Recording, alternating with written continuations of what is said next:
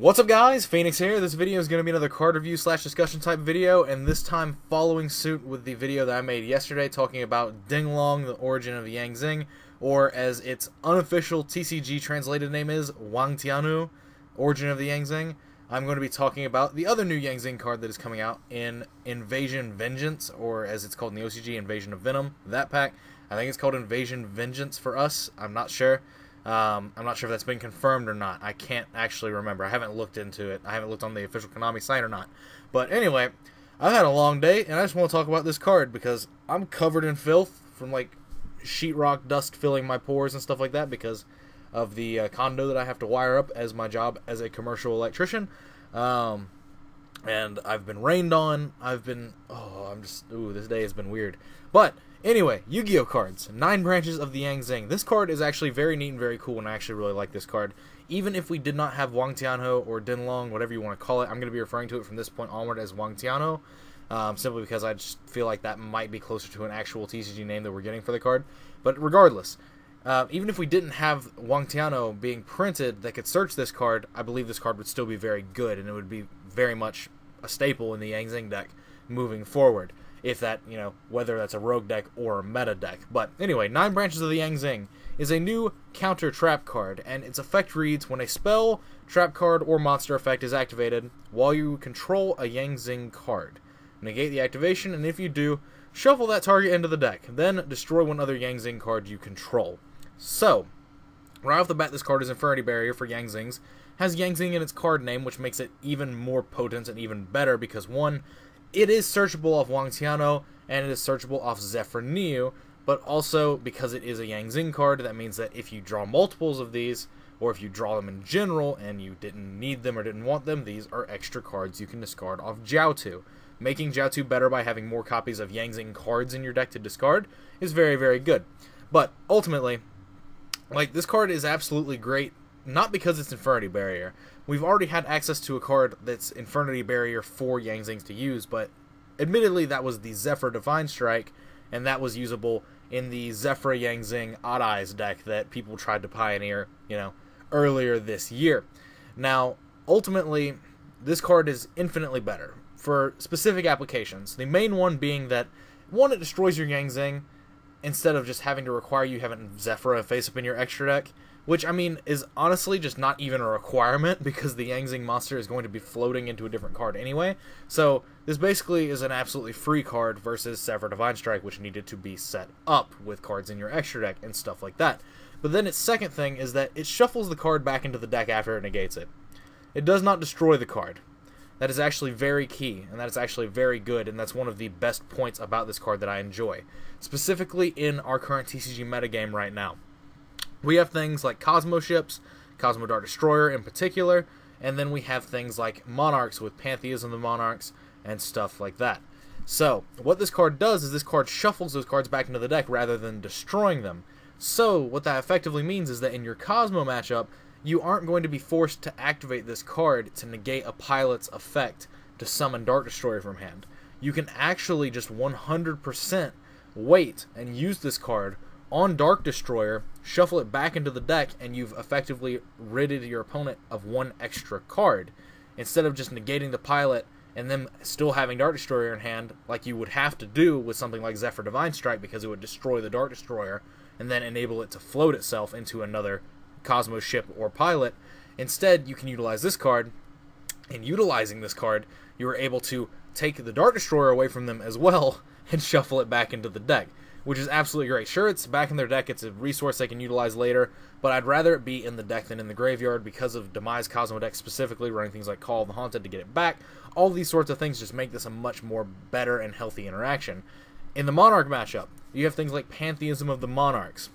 So you can negate that card if you so choose. Your opponent has discarded something, you're probably not going to negate it if they discard like Prime, but even if that is the only card they discard and that's the only Monarch spell or trap in their graveyard, you might actually just negate the Pantheism. You can negate the Pantheism, shuffle it back into their deck, and now they have lost 2 cards. They have discarded a card for the Pantheism, and if it's Prime, then it might be able to replace itself later in the game, but that's an outlying factor. We're not going to focus on that. The main thing we're going to be focusing on is the fact that the interaction that you just had was very favorable for you, because you used one card and then pop your Yang Zing, which allowed you to float into a different Yang Zing, thus accelerating your engine, and also prevented your opponent from drawing 2 cards. And if you had negated that with a different card, like say, you know, Void Ogre Dragon, Zephyr Divine Strike, any like host of these cards that negate the card and put it in the graveyard, they could still activate it from grave to search a card. So it wouldn't even be a favorable interaction there. But you can actually just put it back into their deck. They don't get to utilize its search effect from graveyard. All these different things are very much valid, very valid points, and very actually good in the essence of how this card functions and how this card could function coming up into the next format. This new format that we're going into, by the time we get to Invasion of Venom being released to us in the TCG, a lot of things can change, but ultimately we've got to look at it from the point that we're at now. And at the point that we're at now, we have Pendulums, we have Pendulums, we have Cosmos, we have Monarchs, we have Burning Abyss. That's another aspect of the card that's actually really good as well, is that you can negate Beatrice's effect. Shuffle it back into the extra deck. It doesn't trigger its float ability because you shuffled it back into their extra deck. You put it back in their extra deck. You didn't destroy it.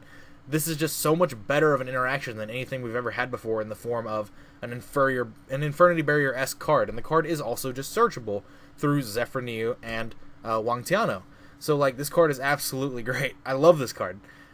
Even if Yang Zings remain a rogue strategy and they don't really go very combo heavy, or if they become combo heavy with the advent of Metal Foes and the new cards that we get in Invasion of Venom to make the Zephyr strategy better, ultimately this card just is a huge boost to the deck in general, because I see it being just a mandatory 2 to 3 of, even if the deck just remains just standard floater Yang Zings with just a bunch of traps and stuff like that.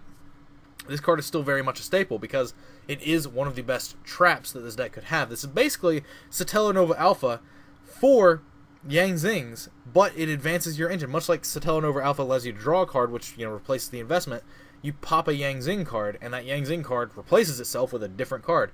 And obviously this just combines itself if you had things like Yang Zing Creation, Chi-Win Engrave that's able to summon itself. All these different factors come into play, and everything else just kind of falls into line going from there on in. But I want to know what you guys think about this card in the comments down below. The fact that this card is searchable off Wang Tianho and Zephyr Neo are absolutely amazing to me. And the fact that the Metal Foes Yang Zing deck makes this so possible for you to end with 2 to 3 of this card that were searched, as well as just having a huge board to back it up as well, are all factors that I really just enjoy about the fact that this is a card that you can absolutely just generate advantage with and generate a defensive line with. It's a defensive line that generates advantage for you, which is great. In my own personal opinion, which may or may not be biased, may or may not be a valid logical sound argument nonsense, I don't know.